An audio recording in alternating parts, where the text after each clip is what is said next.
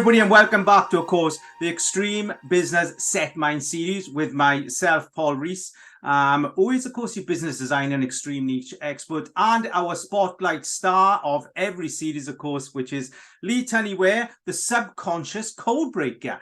Absolutely. He is known throughout as the subconscious code breaker. And if you've not experienced his talks, and you've not experienced his presence, then really you want to get onto LinkedIn, because he is doing a lot of stuff on there. And of course, UCI and all these, and he does the authentic networking. There's tons of stuff that's going on in Lee's life, and you'll find him everywhere. If not, reach out and we will point you to Lee's domain for sure. But here we are this week. And Lee, thank you again for this, our Monday mornings deep dives early, before they say, you know, the early bird catches the worm, the early bird gets the best message. And that's exactly what goes on here every Monday morning. You make room in your one wife and 11 children life, and for me to, you know, have this opportunity to work with you and have this opportunity to share your beautiful mindset with the world.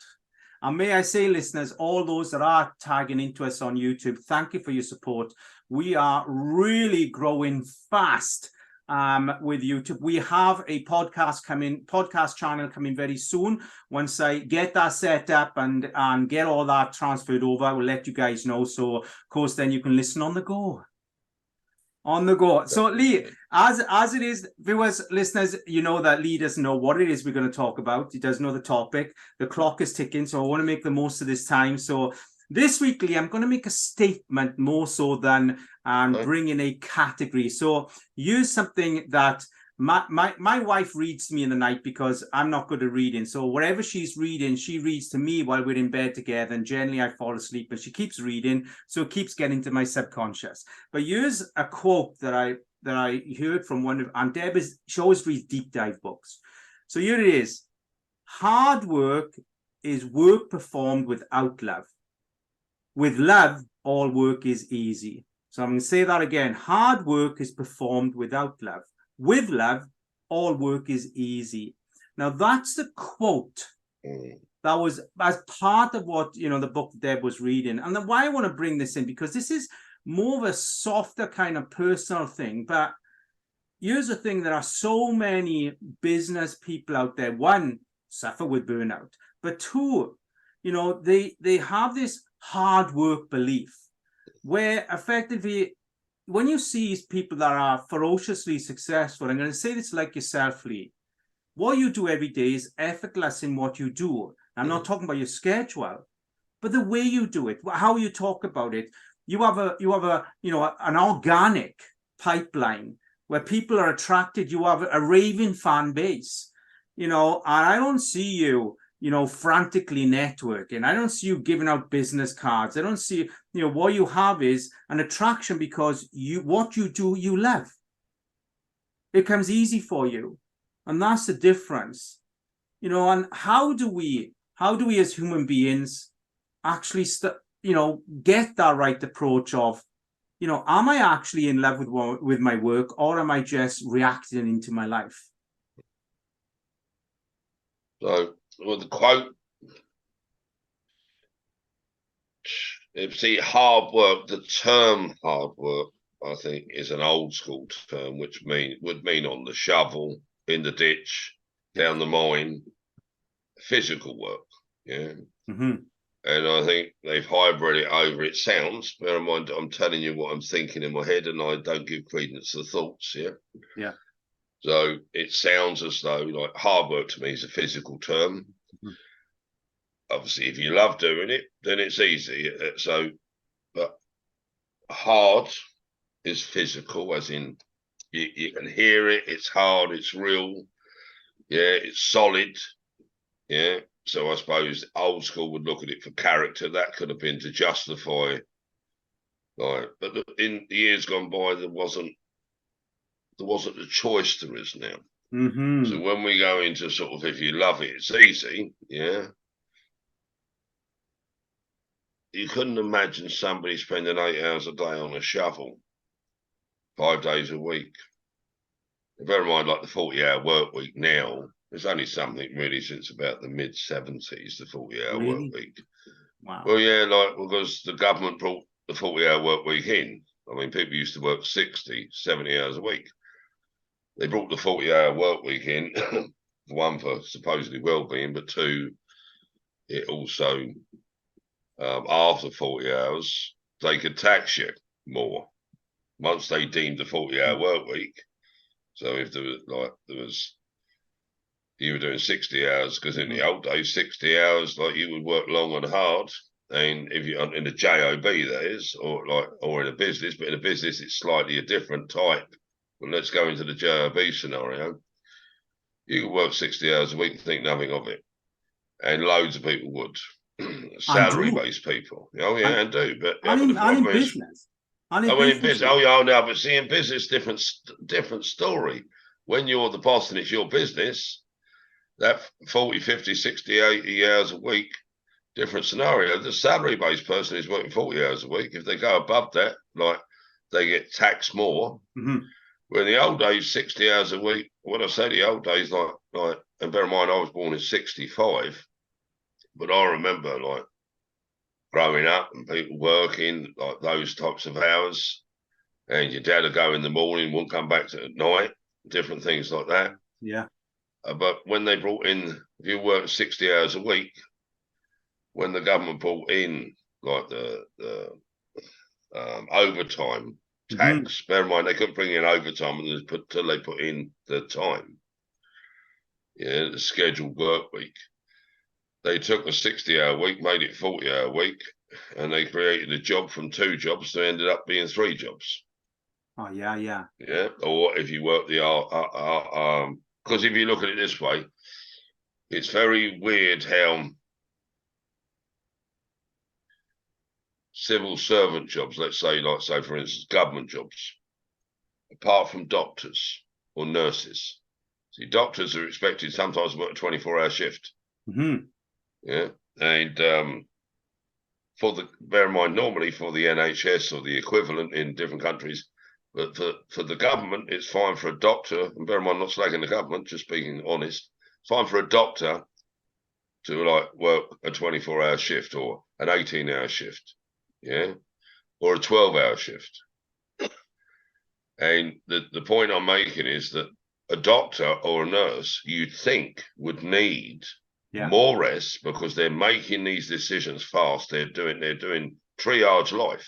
They've got to make instinctual and experience, like, decisions from experience that quick. Not on about a GP. Yeah, I'm on about casualty staff, hospital staff. They do some real long hours. Yeah, junior doctors. Yeah. So when we come into burnout, when we're in those high stress jobs, you got burnout from, I suppose, doing the do and really pushing it, and coming back to the quote, I suppose it's soul-destroying work if you don't like. And they reckon 80% of people now are in a job they don't like. Is that because, though, when we say, because I want to touch on that, because there's 2 layers to this, which is one, if we're in a job we don't like, generally it's because it's the people we're working for. But also coming back to a business, I'm going to say that a lot of business owners will touch 70-hour week, especially, the older when I say the older generation, the more instilled generation, I'm born in 68, which I come from a generation where my father said to me, work hard and get your pay. But then also I remember saying to my daughter, Danielle, would you like to come and work my business? And she said categorically, to my face, eye to eye, hell no, Dad. I would never want to work the way you work. And I suppose that this is the thing, and if we're totally honest, I think there's a lot of us, we do work hard. So it's a bit like you said to me, I don't see, excuse me, out networking, passing business cards. There was a day I did that I would travel, like, to different events and different things like that, because I suppose, like, you're looking for the opportunity.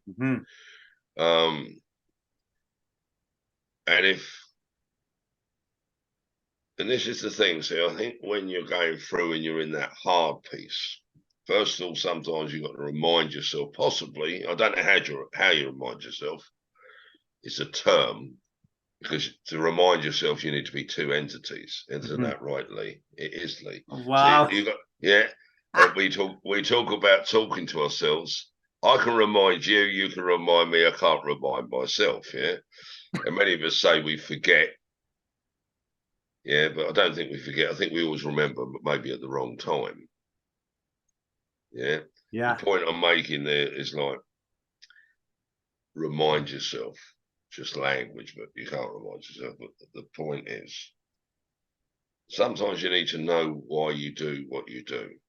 There it is. Yeah. So I think some of the things we have today. So, for example, the supermarket, the washing machine, the tumble dryer, the Hoover, yeah, and we look at sort of housework for the male. There's a lot of household stay-at-home husbands nowadays. Mm-hmm.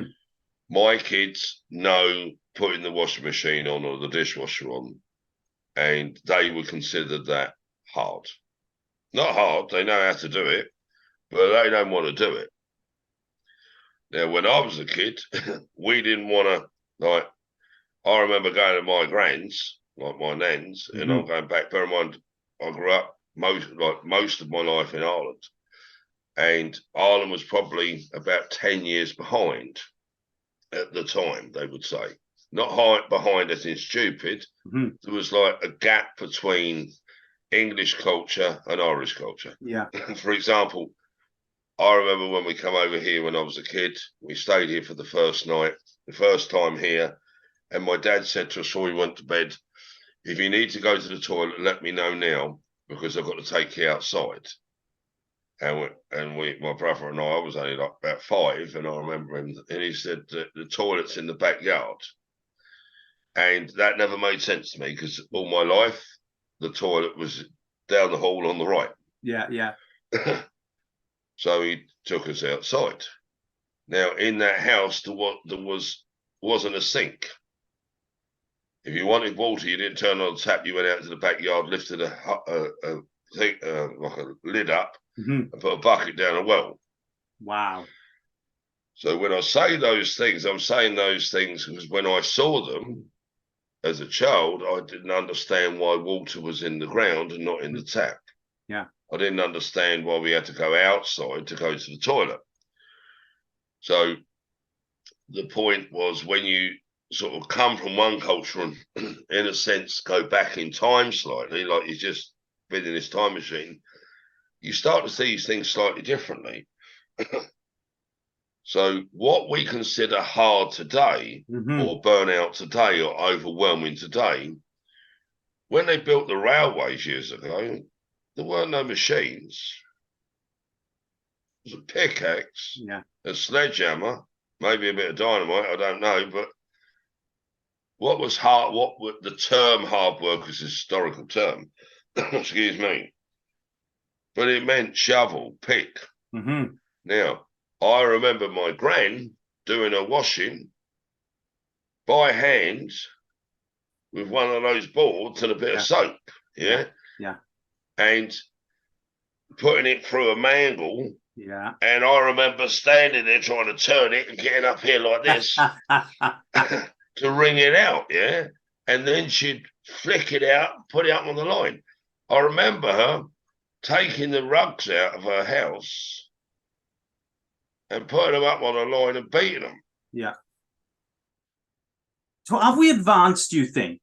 Or do you think we've actually, or have we softened, do you feel? You know, we've lost connection, just bear with me. Hey, we're back on, and we lost, of course, the lovely Lee for a second there. That's internet, that's how it goes with these things. And so we're back in, and let's pick up where we were, which, of course, hard work is performed without love. With love, all work is easy. And what I want to jump back into there is, you know, I made a note just as you kind of broke off with the internet, which is, you know, are we softening as an approach? Well, that's where I was leading. Are we becoming wiser in ourselves? Because, like I say, my daughter, you know, listen, you're right about filling the, you know, our kids. They are very entitled, and it's okay, nothing wrong with that. But you know, I'm seeing it. I don't think it's a negative or a positive. I think it's just what we're used to. So hard work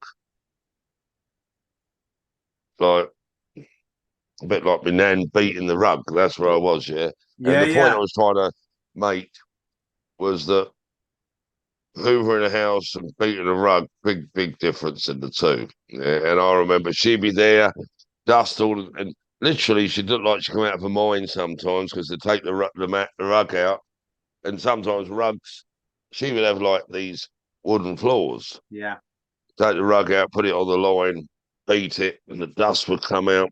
Yeah, and she'd be sweating, and with the dust got in the sweat. Yeah, and she would just need to sit down and have a break. Yeah, so and it's not that, and I think you put it in there. It's not that was hard, physically hard, but I don't think that's what we mean, or that quote means. mm-hmm. Is that now? I think because logically, what would you rather do? Sit typing or on Zoom like you and I are now, and beat a rug or dig a ditch or build bricks or build walls or carry stuff up the side of a mountain, whatever. So I think like for like, the physical work down in the trenches is much harder, yeah, or washing clothes by hand, yeah, Mm-hmm. by the basketful than putting them in the washing machine and taking them out. So don't hear it in a chauvinistic way. I'm just saying in life, like housework now to housework then, totally different element, Yeah, yeah. yeah, Whether that's for a woman or a man. Terry nappies as opposed to like disposable nappies, different lifestyle, yeah, totally different lifestyle. So so to get it into a nutshell, what do we mean by hard? Do we, or what is the quote? We love it. yeah, I think what the quote means or is expressing is not the equivalent between what was hard then and what is hard now. The suppositions made or the assumptions made that, in a sense, if we're not doing something that we love doing, it's hard. And I would say there's a lot of people in that career, and the burnout that you added to it is a friend of mine loved art, absolutely loved art and sculpture. Her family pushed her to be a doctor. That's why I superseded of what I said about doctors and nurses. mm-hmm. And she got well up in there, but she burnt out. She actually lost herself for about 3 years in her life. I mean, lost herself. Like, had a breakdown, couldn't cope because I suppose, and this is where it comes back to the quote, is she was forever pushing herself, getting up in the morning, going to work to do something she didn't want to do, that her parents had told her Yeah, that you need a career, you need to do this. Now, you can hear it that the parents are toxic or nasty, but for the daughter to have the life they thought she needed or wanted or was able to get, whatever the language, they knew she was bright enough, so they were actually highly respectful. You were well able to do this, and was in her corner pushing her and paying for her education to get her where she wanted to go. When she got there with a good salary, nice house, she literally burnt out. For three, when I say burnt out, you didn't recognise this woman. wow. Yeah, lost weight, um, couldn't hold a conversation. And Yeah, do you go on. think, Lee, that there are hundreds and thousands or millions of people that are swimming against their emotional Mm, current yeah, of yeah, what they love doing yeah, instead of being in a place that they love doing what, I've been there. I've been through burnout, and I lost 3 months, not 3 years. I was lucky. I only lost 3 months. But the recovery of burnout is a lifetime.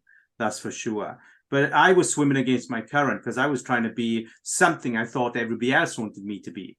And that wasn't something my parents forced me, something I forced on myself because of the yeah. lack of I'm going to say self-worth, imposter syndrome, call it Well, what that's it where I is. was going with it. Is Yeah. that I know a chap at the minute, high up in a very well-known brand company, Mm-hmm.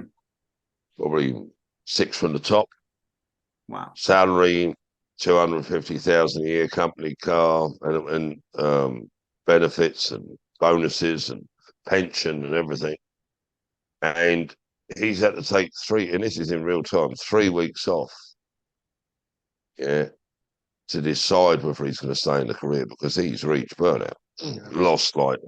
So I think that's what the quote's referring to, not physical work. And lifestyles have changed.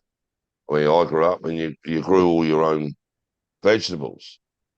Yeah, I remember like what 9, 10 years old. It's about 10 years old, ploughing a field with an Irish draft mare, long rein, and you're in a field with rocks and everything, and clicking the horse on and putting the plough down the dirt. And I remember harrowing, and I was doing that like not with a tractor. Some of the fields we had, you couldn't have got a tractor to them, but you could get a mare and a plough to it.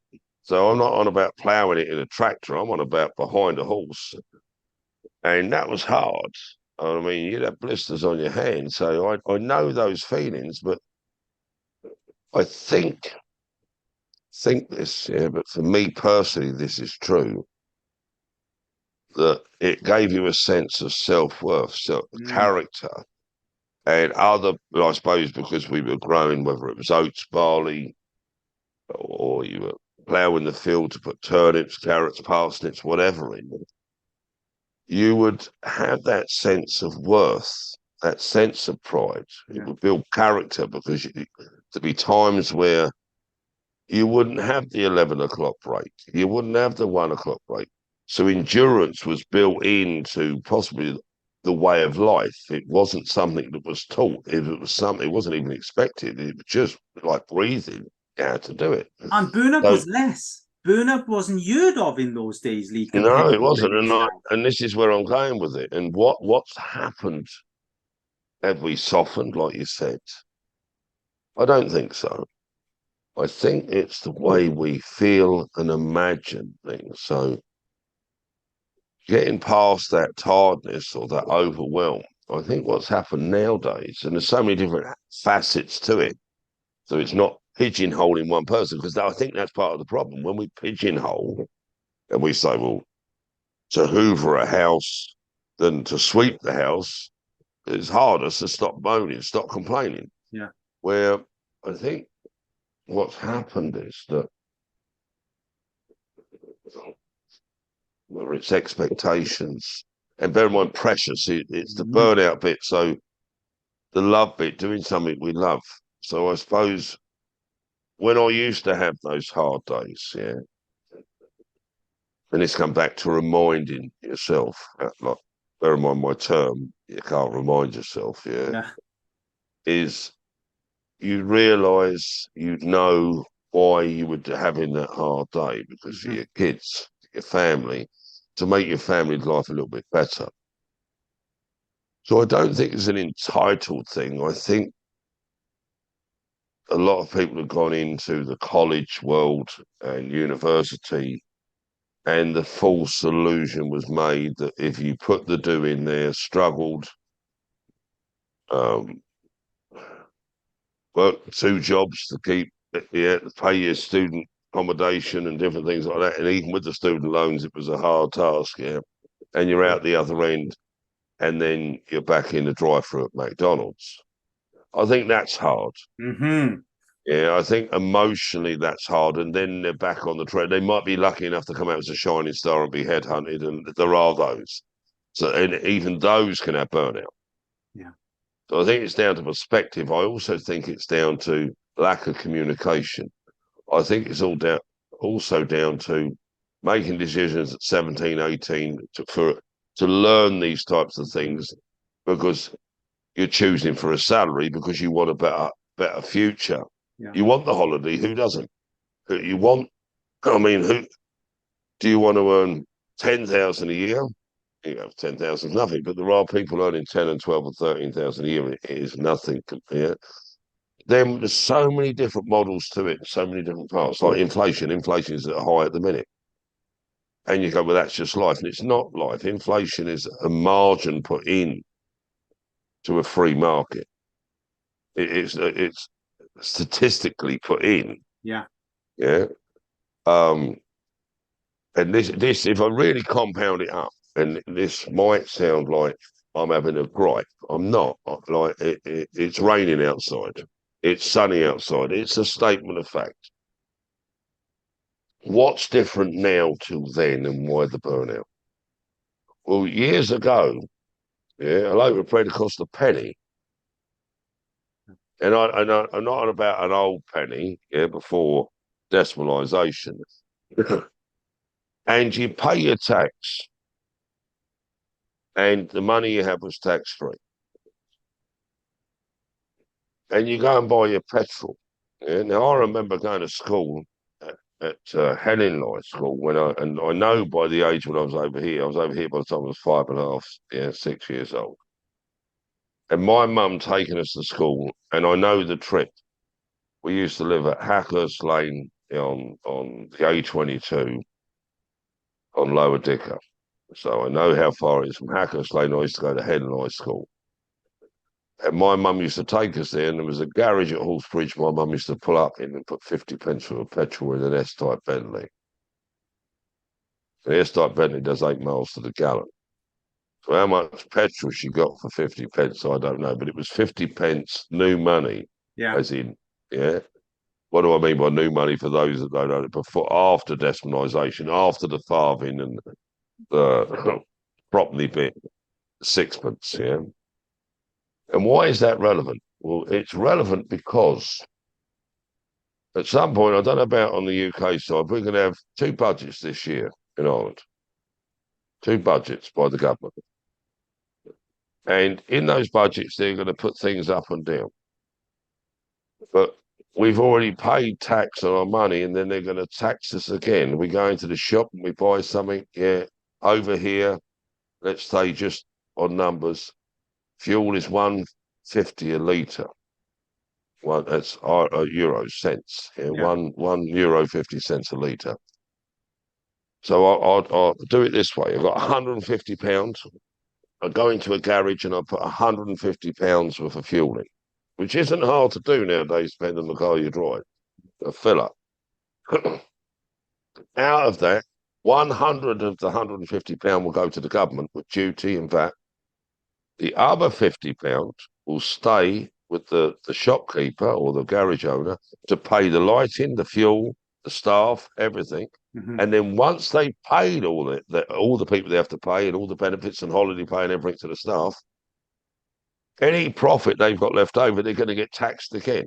When the government's took £1, 2/3 on the fuel, that is, not the items they buy, the coffee and the so 2/3 of what's took at the pump in Ireland, I don't know about the UK, goes to the government. And then you've got road tax on that. And then it just keeps adding on, adding on, adding on, adding on. So when we say, well, that's the way it is, no, it's not the way it is. It's the way it's designed. And then they're coming and there used to be disposable income. You don't hear about disposable income nowadays. People are struggling to pay. So I think that's hard. And where is the pressure coming from? You can say it's coming from sectors in society. No, it's coming from administration, regardless of what party, regardless of who's in government. It's the same process. Mm-hmm. And we believe by putting somebody else in, we're going to have more. Right, and the cost of living's gone up. Well, and that's the point, the cost of living. So even if we do and we work hard, regardless of whether it's a pen pusher, typing keys, sweeping, digging, let's say it's irrelevant for the minute. So the fair chunk of your salary, you're going to pay. And in the old days, you pay your tax and the government would have your pension already in line with you. Mm-hmm. Nowadays, you pay your tax and you pay your pension as well out of your bit. In the old days, you pay your rates and you got your bins emptied and your streets swept. Nowadays, you pay to get your bins emptied and you pay like the council tax. There's where my wife's mum lives. When I was about 24, I was in the UK and I used to do a lot of property. Now, the house my mother-in-law lives in, I could have bought when I was about 24, 25, thereabouts. Now, there was 4 houses together. And I used to buy a lot of property. There was 4 houses together in the same street, and they had flat roofs. One of my companies was a roofing company, and I used to do a lot of property conversions, but I had a roofing firm. And I looked at these 4 houses to buy them, and they were all just in one street. And I used to buy, thanks, darling, used to buy streets. I used to go in and buy, like, run down areas and buy as many houses in the street as I could and do them up and lift the street value. Yeah, yeah. Wow. And that was just one of the, like, that was my idea, and it worked very well for me. The point I'm trying to make to you, so I didn't go, don't hear it the wrong way. I went out and bought street after street after street. But that was a tactic I had to buy a few houses in the same street. And the people that couldn't afford to do the house up or paint the house, I would have my lads come in and paint it, and I wouldn't even charge them for the paint. So I could tidy the whole street up. Why is this relevant to the question? It depends how much you want success, and if you can be collaborative in success and lift. But the people that couldn't afford to pay the house normally have worked all their life. They'd already paid their dues. And then when they got to a time in their life when they had their home paid for and that, they couldn't afford to paint it. And there's a reason for that. And the reason isn't because those people are stupid and didn't do the do, regardless of what the job was, whether they were a civil servant, working in a hospital, working in their own business, working in a firm, whether they cleaned houses for a living, drained for a living, or whether they type and push keys for a living. It's irrelevant. What is relevant, that there will come a time in all of our lives, and I think this is worse, that when we reach a certain age, that we won't be able to pay our electric bill we would have done like 40, 50 years in, and we should have had the savings. And the reason we haven't got the savings is because too much is being taken out of our salary, and that's putting extreme pressure on so many different homes. Yeah. Then you got the brands, yeah, the Nike shoes and the Nike trainers for kids, but for the self-worth, and the parents have got to do it. If they don't, they feel guilty that they haven't done it. Yeah, yeah. That there's the whatever t-shirts, yeah. And don't hear me wrong. I mean, my wife wears a Gucci watch and wears different things like that, but it's not done out of saying. It's not done out of a competitive thing. Look at who we are. That was one of the things, and this comes back to the love bit. She liked the watch. Yeah. And she didn't want me to buy it, but I saw her look at it, and she was window shopping. But I bookmarked it in my head, looked at knew the watch, and when it came round to Christmas or her birthday, I can't remember, I think it was her birthday, I bought her the watch. However, if I couldn't afford to buy the watch or my kids the trainers, I wouldn't have bought them. I wouldn't put that added pressure on myself. However, then you're putting the added pressure on the kid, not my wife. If my wife could have gone and never had the watch, never had a watch at all, never mind a Gucci watch. So I think that we should do a societal audit. Oh, wow. Yeah. On what is right and what is wrong Mm-hmm. for us on average, rather than having, let me be totally real, rather than having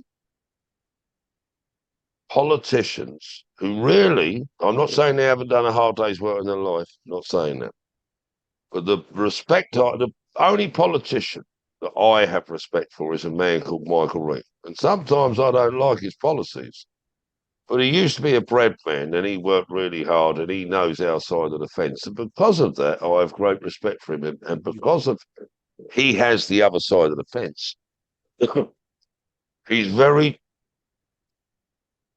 collaborative. He's very unifying, and he ain't interested in whether he gets your vote or not. And you do it because it's right.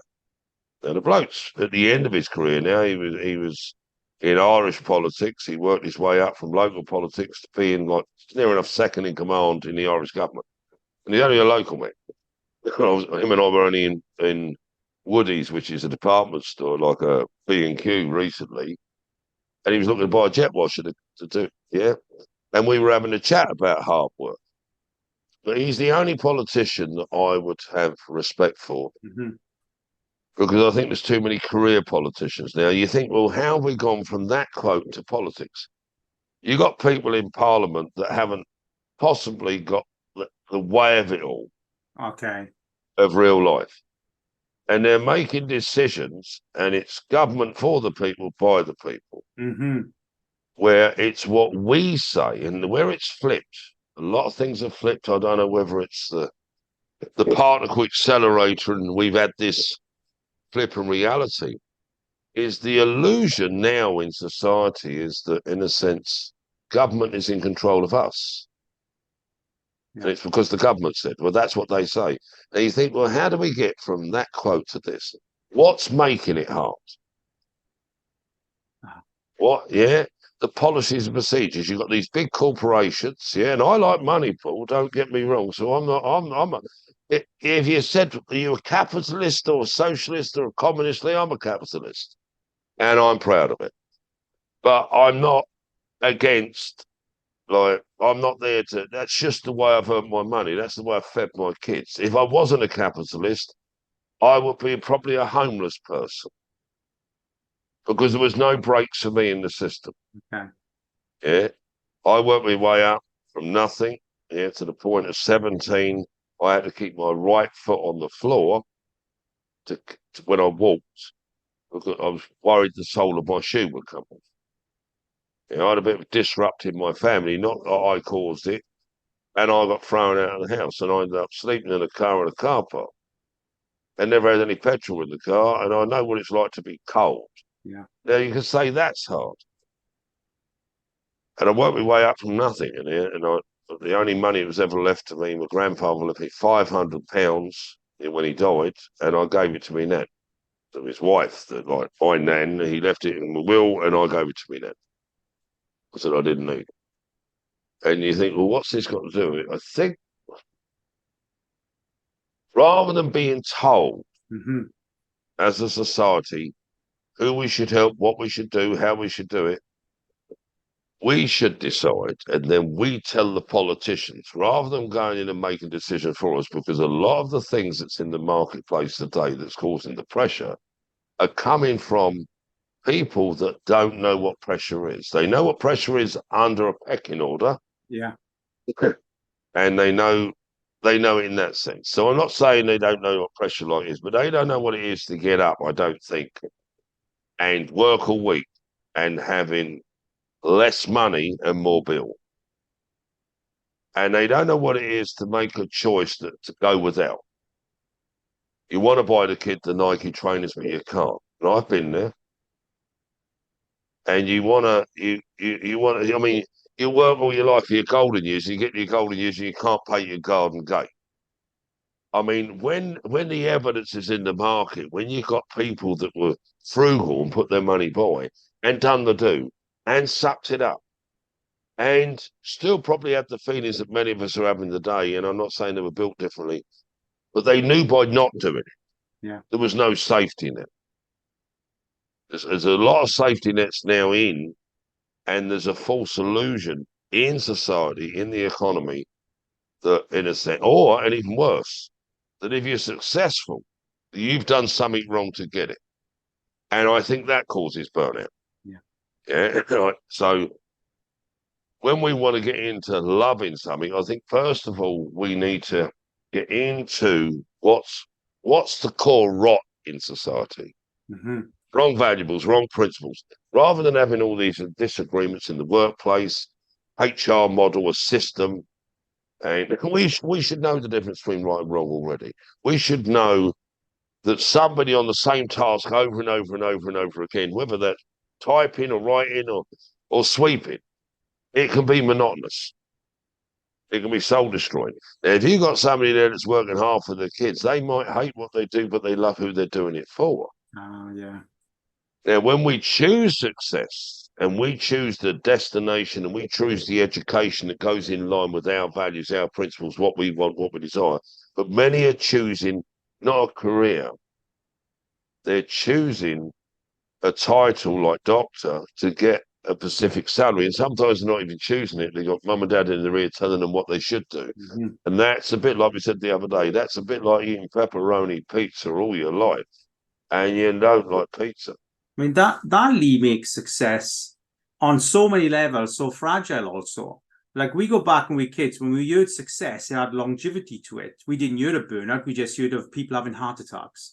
But now what we're saying is that, because of the reshape of what's happened in the way our country is run, social media, AI, and everything else you put into the mix, that effectively, yes, success is different for everybody, but it also seems to be pretty fragile at the same time. Well, that's very true, and that's the point that I've gone to government, and I'm not going to government because I'm against governments. Mm-hmm. Is it's governance of processes and procedures that make well-being for a society. It's not what years ago government was totally different. And Europe, it's a good thing, but it's also a bad thing because we've got a democracy and we're being told what to do by somebody that's not voted in by the president of Europe or by the European Council. Not looking to make it political in any way, but we have to see where the pressure's coming from. Mm-hmm. And I mean, you've got farmers producing milk, whatever, and they're being subsidised by the government. And the government is, if they can't budget correctly, they put our taxes up. Now, if the government was a business, they'd be run properly. And then their choices, they wouldn't be able to go, oh, we'll send 10 million quid out here, we'll send 50 million. Where are you getting all this money from? Yeah. That'd be a bit like you, me going, well, look, Paul, I've just got enough to run my business at the minute. We're looking to build a new school down the road. We're looking to build some council houses down the road. We're looking to put a new school up because at the minute, if we put new houses up, yeah, they're going to go to the local hospital. We haven't got enough beds. So we can't have any more. And even if it was on migrants coming in, yeah, or people from asylum seekers, at some point you have to say, well, look, we haven't got enough hospital beds for the people on whatever country or in whatever country. We haven't got enough schools. We haven't got enough houses. And in Ireland, we got 12,000 homeless. So, but we've had like 300,000 or 400,000 refugees come in, and you can hear it the wrong way or the right way. But if we haven't got houses or beds, and then what happens is the ones that's coming in, other people have to go out and work really hard to make the money, and then there's more pressure. Yeah.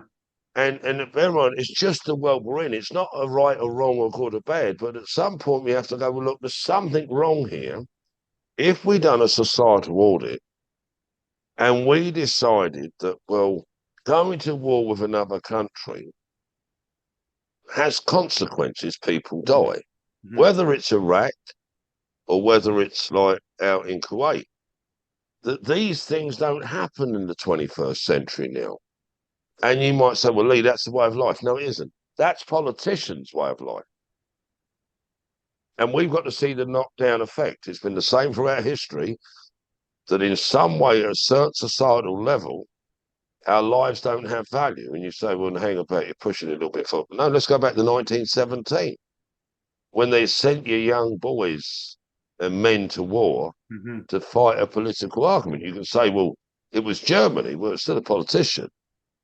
And another country had to stand up against that politician, regardless of whether it's German or whether it's like, as in World War One, World War Two, because we have to look at the fabric of time that created the society we were in. And Europe's a good thing because it stopped World War Three. Yeah. All within the mix of all these decisions they've made, now they don't compete. They do still compete with a gun or a nuclear bomb, whatever. You think, how does this make even any sense to do with business? It has everything to do with business. Because the only reason, like, America's a superpower, the youngest country in the world, really, and they're a superpower because they have like the atomic bomb or nuclear weapons. Now, when we went into World War II, yeah, America wasn't a superpower. Now, all money is done against the dollar. Oil is done against the dollar. But how did America get in front of sterling? Yeah. How it got in front of sterling is that it came into the war late after Pearl Harbor. But before that, they were selling steel to the Germans. Before they came into the war, they were supplying the steel that built the railways into certain places. They were supplying parts like engines for tanks. So the point is that big corporations in America were earning really well out of the war until Pearl Harbor. And then what happened, you think, well, how has this got anything to do with today? Well, it changed the whole political structure of how money was valued. Oh, wow. Because America became, when they had the brain drain out of Germany, the Manhattan Project, Max Planck, Einstein, yeah, they all came out. They were all took out as refugees into America. America took the top minds out of Germany. And then, like we had, like 1965, we had the Korean War. I mean, or the Vietnam. And it's wars that changed the landscape where we live today. Innovation came from wars. I mean, memory foam mattresses come from NASA wanting to put somebody in space type of thing. I mean, where does the technology come? And why? How do we get this fabric of reality? I'm not for wars, and I'm not. I don't. I honestly don't get it personally how people can go to work today, look at their salary, just look at their hourly rate or their yearly salary, and then look at the contributions they're making, and then once they got their salary, just do an audit on how much they're spending, and then take your VAT off, take your duty off when you go out for a pint. And people go, well, the government ain't got a lot of money. No, the government have got a share in every business as soon as the lights turned on, every business, before the lights turned on. Yeah. They're paying, the business are paying rates, yeah, to the government. And they're extraordinary rates. There's a company over here, Homebase, I think it was Homebase, can't remember the name of the company. They shut. The rates for that building are 250,000 euros a year. It's a bit like a building like B&Q, like a big building. 250,000 a year. They own the building, and they were paying the local authority 250,000 a year in rates. And if you walk down the high street, every building you see, Yeah, and because of that, the high street's going to change. So it when we is. go to, yeah, oh, definitely. When we go to hard and soft, people now can open a business up with a website, and they don't know how lucky they are, and no rates. Yeah. No rates, no lighting, no heating for that business. They can do it from their bedroom. So, but then, and they've got technology like this in their hand, and they can literally market to anywhere in the world. And if I really say it, and they think it's hard,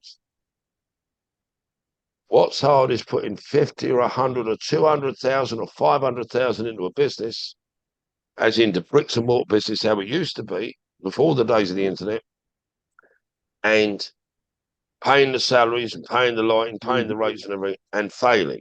Yeah. Because it will probably take you the rest of your life to get that money back. Yeah.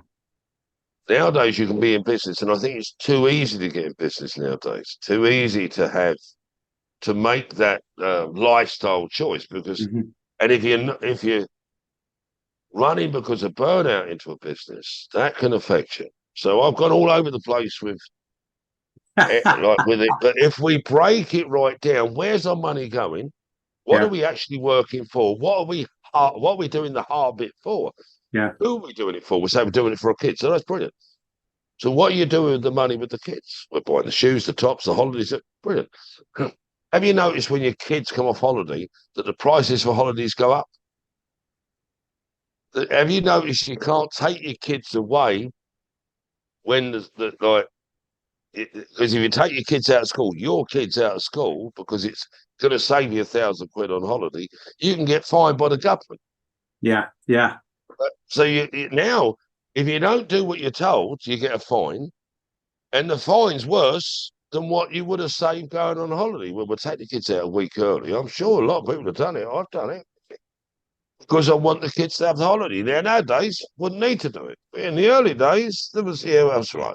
We'd take them out. And they put these rules in. But if commerce was fair, and we could say that the summer holidays when school is, we'll flip it round the other way. Let's have the kids off school in the winter when when it's in the summer, yeah, and they go to school in the summer. What difference would that make, Lee? Would it be safer for them on the road? They wouldn't be travelling on slippy roads to school. Hmm. Yeah, there's more light, and we just flip it round. The only reason they're having off school for the summer goes back to the years ago they were needed for the harvest. Oh, wow. That's why it's there nowadays. Wow. When we look back in our history, what innovation did the government or local authority bring in? And over time now, Mhm. we've got this system in place and everybody thinks it's normal. I mean, you go back 50 years ago, top brands didn't exist. Yeah. Parents, like they were bringing kids up, didn't have to think about a Nike top. So money went a lot further and it went for important things. Hmm.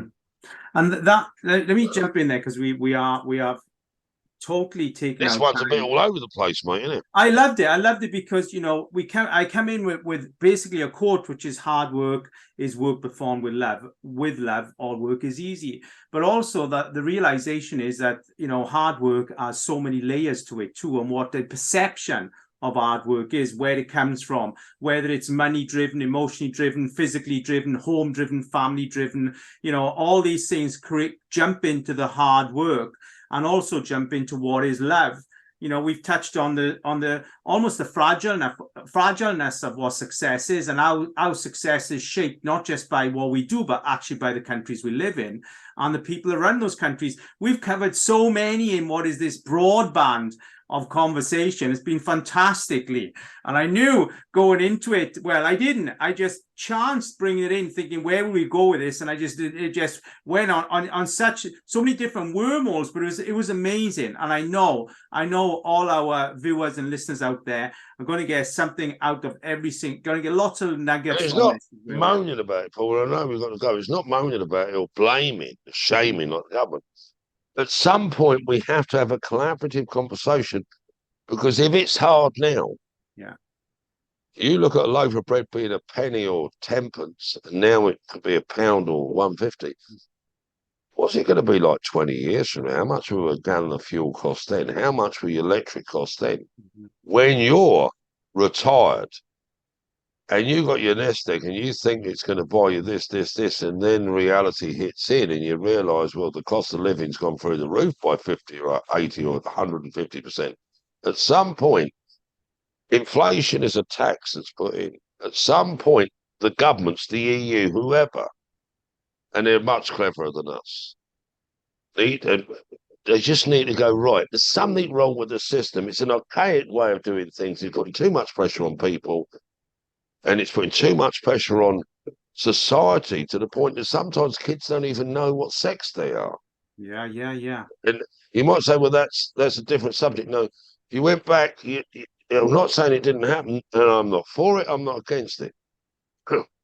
Something is wrong in our reality. Yeah. And if you're not the one creating the decisions for the majority, and you're not the one educating the majority, then you are the majority. What I mean by that is if you're not in control of it and it's left organically, then something's wrong with the way we're doing things. It's creating this sort of volcano of wrong things. Mm-hmm. Yeah, and it's not environmental. It's not something that's causing it. It's some system or some communication that is controlling the masses, and then the masses having this pressure put on them, and they're having all this conflict. It's Paul's fault. It's Lee's fault. It's because they're that colour. It's because they're from that country. That's nothing to do with it. There's something wrong somewhere, and at some point we have to deep dive that as a government, as society, governments, as societies, Yeah. and go, we have built this system from fear. We have built this system to stop wars from happening. We have built economies to create collaboration within Europe. And then Europe's then built this economy to have NATO and different things like that. We've shared money around. We brought in new taxes like the property tax. I mean, in Ireland, we never had council tax, then they brought in the property tax. And even if you don't pay it, if you ever sell your house or it goes, you die and it gets sold, they take the money. Mm-hmm. it's private property for a reason. The government don't own it because it's private property, which means they can't do things like that. But they bring in acts and say they can. You say, well, get me politically. No, I'm not. At some point, the government has got to say, you pay your income tax and we'll keep our fingers off the rest of your money so you can buy the Nike t-shirt because we're getting money from the Nike side as well. Yeah. At some point, because it's only money. If the money went, if you took money away and money didn't exist, where would the value be? Wow. Logically, it'd be emotionally, Yeah. it'd be respect, how Mhm. it used to be. Yeah. So but we do need our money to pay the bills and keep our kids warm and buy the nice holidays. So at some point we have to say, stop, let's reevaluate, let's do a human audit. What's right for the human? Let's do a planetarian audit. What's right for them? Overlay them, put a nice new system in place for kids, mums, dads, guardians, gay, straight, black, white, yeah, whatever race you are, whatever size you are. Why don't we all sit down at a table? And if the government ain't going to do it for us, perhaps we should bring our own humanitarian, planetarian council together and make laws and acts that serve humanity and the planet. Yeah. And let us write the script and then tell the government what to do and say this is what we want because this is what's wholesome and pure. And then we're all love living on a world like that. But when we're competing, anyway. I love that, Lee, and I believe that we are some years away from that, but I believe that is something that should Well, I think we're heading there. Yeah, it has to, because we're imploding as a race of people, that's for sure. Emotionally, financially, physically, mentally, and all those things. And But just on that 3-month burnout for you, Paul, I work with a lot of people that have had burnout, see. It can be soul destroying, soul destroying. And you don't know up from down, left from right, back from front. yeah. And everything you've done, you've questioned, and you don't even know what to do. So it's not just burnout, it's a form of losing yourself as well. You were lucky, you were in and out of it. Yeah. And I don't mean lucky, I mean, I'm sure it's very hard for you, and I'm sure it was hard for Debs as well. Mm-hmm. But that's happening in a home every day. And the answer to it is go and see the GP and get a pill.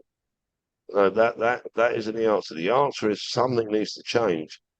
And if I think having more honest discussions, and it could sound like I'm blaming the government, blaming this, blaming that. I'm not. I'm not even shaming them. I'm not. I think they're doing their best. If I'm honest, if I'm really Catholic, I think they're doing their best. The system has to change. Yeah. The value structure has to change.